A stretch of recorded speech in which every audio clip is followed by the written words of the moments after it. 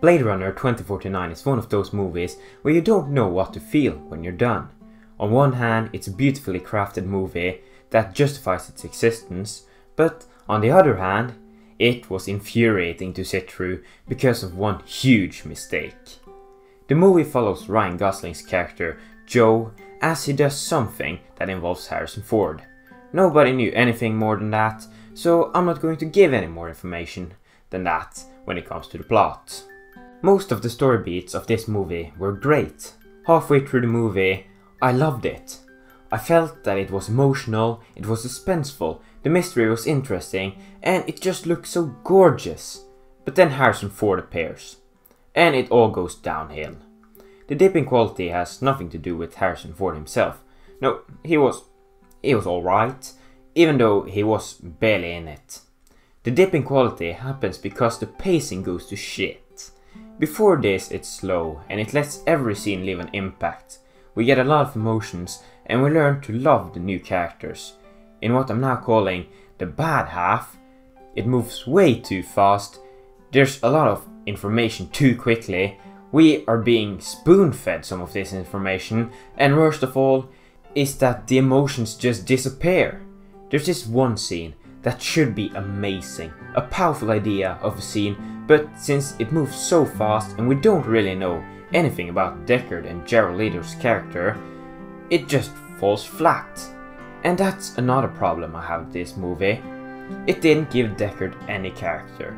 My biggest problem with the original is that Deckard only has two traits. One, he's an alcoholic, and two, he's good at retiring monkeys. Oh, sorry. That's what they call them in Norway. Why do they translate skin jobs to monkeys? In 2049, they don't build upon his character.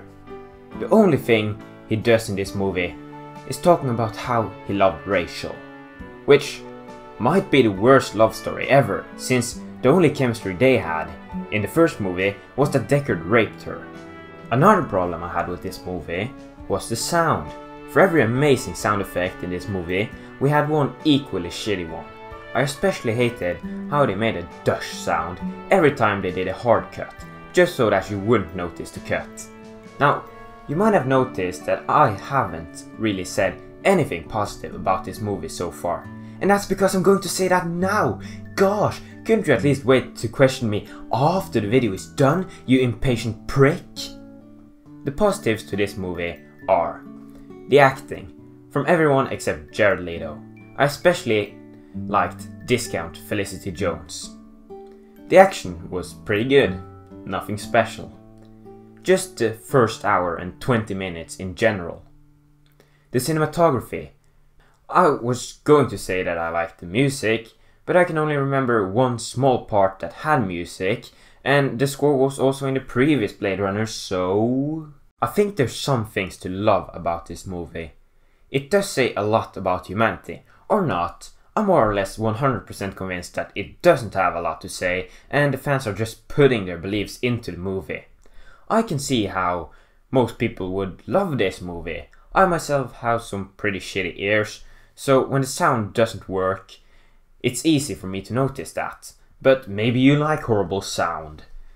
The movie is 2 hours and 40 minutes long, and maybe you didn't want to sacrifice time to improve the pacing, but for me, I could have gone with a longer movie if that would have meant it had better pacing.